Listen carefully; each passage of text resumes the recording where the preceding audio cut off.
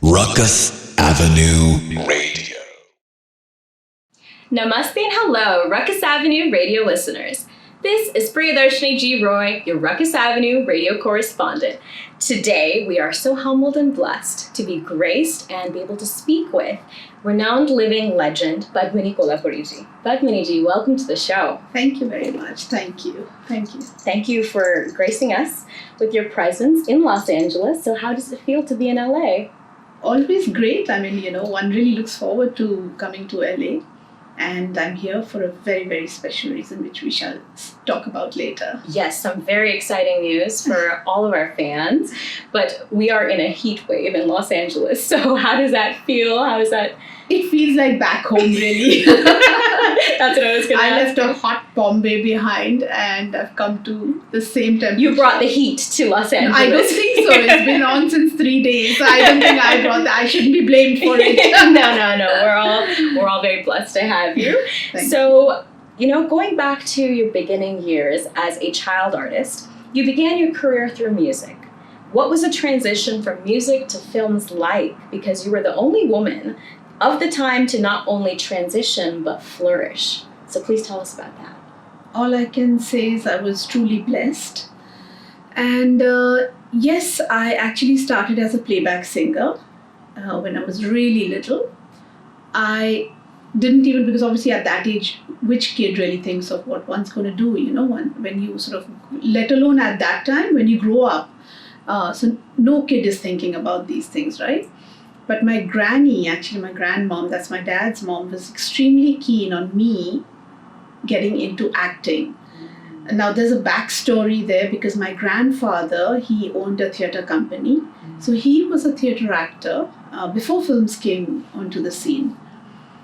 And so that was her dream, and she kept, I was very fond of dancing. So she kept, encouraging me that, you must get into movies. And I am actually related to the Mangeshkars. Asha Bhosle and Lata Mangeshkar. So Asha Bhosle would come home very, very often. And every time she, I call her Asha Atya, but I'm not going to say that because, each time she came home, my granny would say, try and get her into movies, get her, even a small role and things like that. So every time Asha ji came home, she'd say, come on, stand up and dance. And I would, like one little 7-year-old girl, just stand up and start dancing. Today when I see these, I'm mostly on these reality shows as a guest, as a judge. And I see, my God, there's so much talent and, there's so many platforms for today's kids to really come and showcase their talent. We didn't have anything of that sort back then. But I got an opportunity to dance on stage in front of Raj Kapoor. And rest is history after I did that. But Asha Bhosle got me this role in Ishq Ishq Ishq. We were singing, we as in me and my sister Shivangi, we were in chorus. So Asha ji introduced me to Devanand. And she said, this is my niece, so can you get her a part in one of your future films? And he said, why future films? He said, I'm going to give her a role in this film, Ishq Ishq Ishq. Wow. And I got the 6th sister's role in that film. That's amazing, just the trajectory that you speak about, how chances are so more prevalent now because of social media, because of reality television. Before there was only one television channel, and it showed very few Doordarshan. And for our listeners, Doordarshan is the only government-run channel that India prescribed to back in the day. It still runs. It still runs. We still have Doordarshan. Right, but now there's so many more options for children, especially with social media and all these other talent competitions that Padmini Ji judges and is a part of as a guest. So looking back, we spoke about Asha Bhosle Ji recommending yourself to Devanand Sahab. What other strong women in your life have supported your personal and career growth? You've mentioned your sister and your entire family. So who kind of initiated this? So because, I started very young. So my mother's influence was very, very strong. And of course my grandmother, because she had this dream of me coming on the silver screen. And my sister Shivangi. So every time we had a narration, my entire family, like my dad, mom, Shivangi, and me, we all would sit and hear the story. So they were so involved in my career. So my sister, my mom, my grandmother, they have been extremely strong influence in my life. I can relate to that so much, even though I was born in New Delhi, I was raised here. And being an actor, my mother accompanies me to all of my sets, especially when I go to India.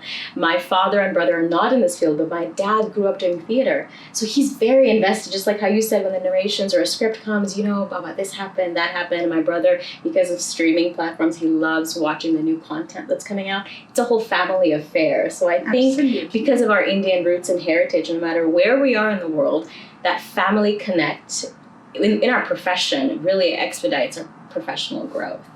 So going along with, after being picked by the late, great Mr. Raj Kapoor Ji in Satyam Shivam Sundaram, please tell us how that experience was like. Like I said, I performed, it was actually, I think it was an opening of an acting school, and he was a chief guest on that show, that evening. And I did a little dance performance, which I always dance in front of Asha ji. And he was desperately looking for this baby Rupa, young Rupa, that was young Zeenat Aman. And he'd auditioned some 200 girls, and I don't know what he saw in me. We know what he saw in her. The world knows. And he called me backstage, where he was sitting, and then he said, would you like to get into movies and stuff? And I, like one typical, how kids are, said, oh, I've done a film, I've acted, earlier. And he said, oh, okay. He said, come and see me tomorrow.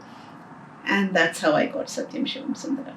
What was that first set experience like? You had already done a film, but when you see so many different actors and the whole set experience on, a Raj Kapoor film, what was that experience like? You have your stars who you kind of like. I was a crazy fan of Rajesh Khanna and Rishi Kapoor and all of them. So for me, Raj Kapoor, he was from the previous generation, like my parents. And so for me, I didn't know really like how big or how popular Raj Kapoor as a filmmaker was. When I look back today, I really, really think, oh my God, out of all so many girls, it was me who was picked for Satyam Shivam Sundaram and Prem Rogue. And till today, people, talk to me and come up to me and start talking about Prem Rogue and the songs of Prem Rogue and Satyam Shivam Sundaram. And, just recently there was, Janmashtami, Right. and the popular song from Satyam Shivam, Yashomati Maiya se. Right. So many of these young kids have made reels and posted on my Instagram, sent it to me. I was like overwhelmed. I said, oh my God, like these old songs are actually even popular today. Because I think that we call it old, but old is gold, and they're timeless. I feel like they transcend generations, and they still hit strike a chord with all of our hearts. So speaking about Prem Rogue, you've had many successful films, and you won the Filmfare Award for Best Actress in Prem Rogue with the late Rishi Kapoor Ji. So what did it feel like to win at such a young age? More than winning the award, when I see photographs now and I see myself sitting, like I won the Best Actress Award, and the Best Actor Award was given to Mr. Dilip Kumar. So imagine, when I think back, I say, oh my God, I was actually on stage with Dilip Kumar. Of course, Right. I went on to do films with him, but Right. For me, it was like, when I look back, everything sort of, because I was so young then. Right. So I was just there like, okay, watching this whole great, grand evening, because Filmfare Awards were the only awards back then. Right. And they had a lot of importance. So Credibility. a lot of credibility, and we would kind of wait for Filmfare Awards, because who's going to wear what, and I guess it's everywhere, like you have it in Hollywood as Right. well.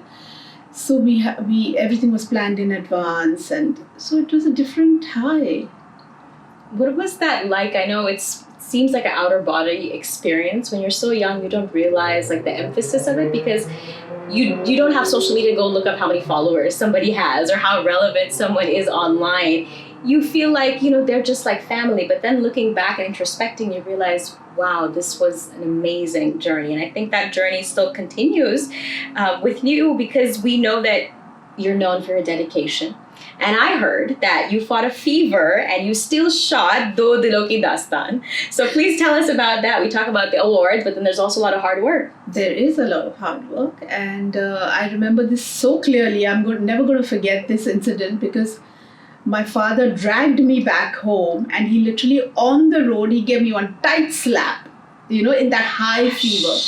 And you know how the certain things, I mean, I'm not saying that, one should hit your children or something, but such things impact you, and then you sort of realize that, you can't do these things.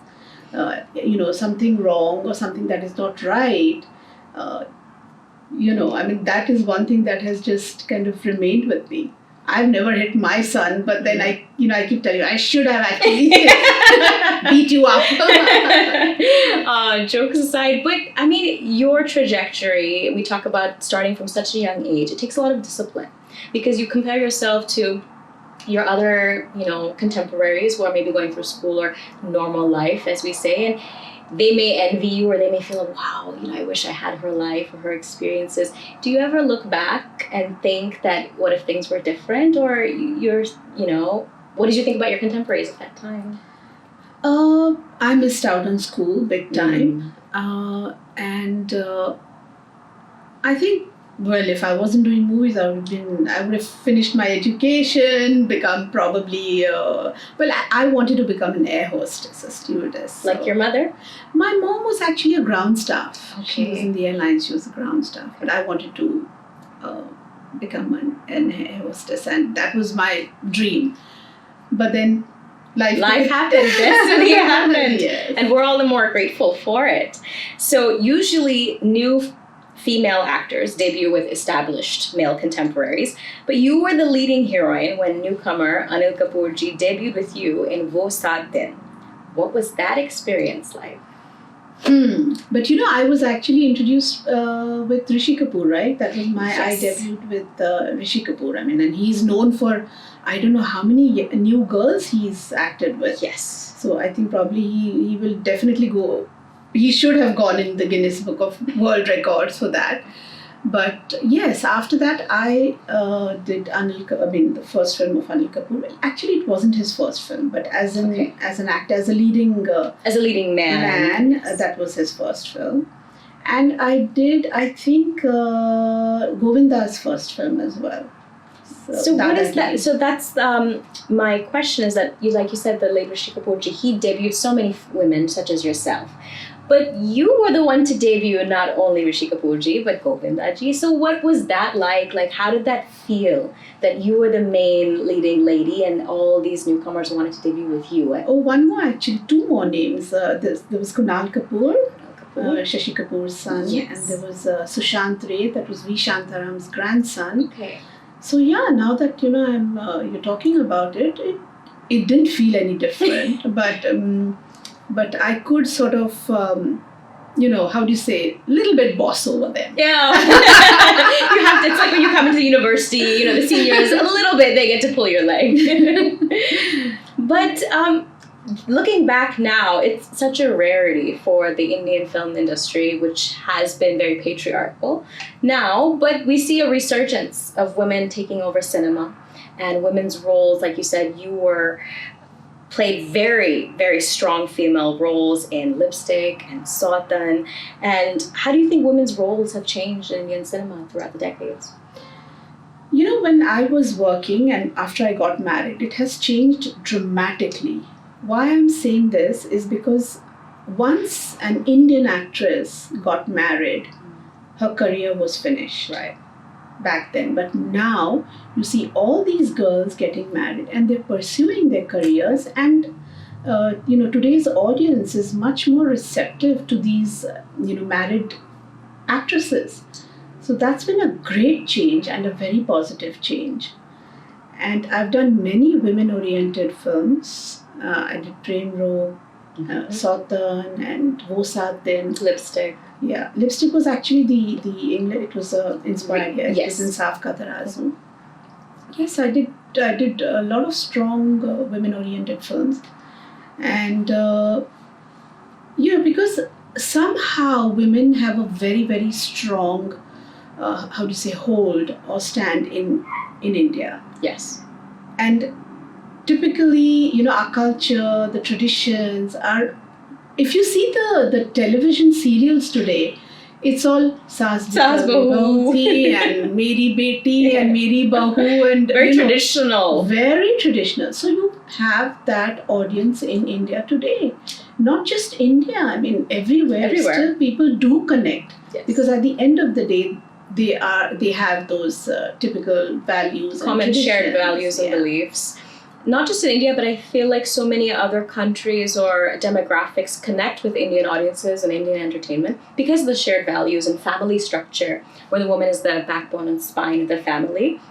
But how do you think, now you talk about roles in streaming platforms or television, slowly, steadily changing. So what do you think women's role in entertainment or in Indian cinema is going to go looking forward? So I think today's audience has become a bit more broad-minded. Right. So women are getting more bold. Like when I did Insaf Ka Taraz, when a film called Gehrai, which was a very strong film, and it was taboo then. It was like a shock. I mean, when I kissed Prince Charles on his cheek, I mean, a big deal was made about it. Right, right. But today, everything has changed. I mean, everything is acceptable. Right. And of course, it's more on the OTT platforms where, there's no censorship. So you can kind of, take cinematic liberty in writing. Exactly. And I think society is changing, not just the Western society, but Indian society. Women are changing their roles inside and outside of their homes. They're pursuing their careers more so, and they think that doesn't have to come at the sacrifice of a family. But it's striking a balance and a positive, figuring out what works best for you and your career and your personal goals. So first of all, your reason for visiting Los Angeles, congratulations on receiving the Honorable Angel Award at the City of Angels Women's Film Festival.